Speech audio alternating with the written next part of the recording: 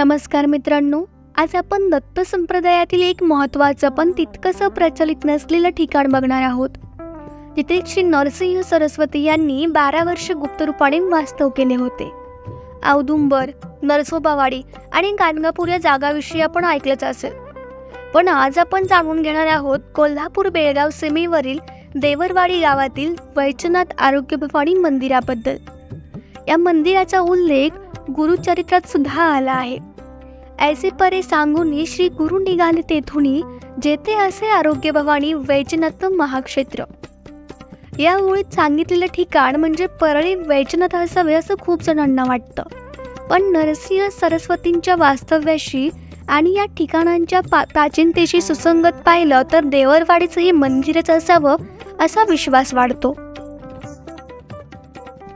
हे मंदिर मैपाळगड किल्ल्याच्या पायथ्याशी निसर्गाच्या कुशीत आहे. शांत रमणीय वातावरण असलेले स्थान महाराष्ट्रात फारसं प्रचलित नाहीये, पण कर्नाटकातील भाविकांसाठी मात्र मोठं श्रद्धास्थान मानलं जातं.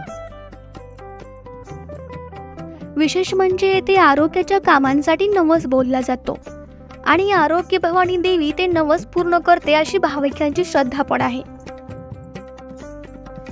मुख्य मंदिर हे 11व्या शतकातील असून सध्या ऑइल पेंटने रंगवले आहे.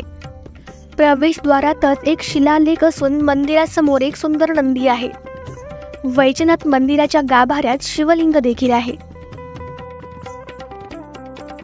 मंदिराची बांधणी हेमाडपंथी पद्धतीची असून जवळजवळ हजारो वर्ष जुनी आहे. आज मंदिरावर जरी रंगकाम झाले असले तरी जुनी प्राचीनता आजही जाणवून येते.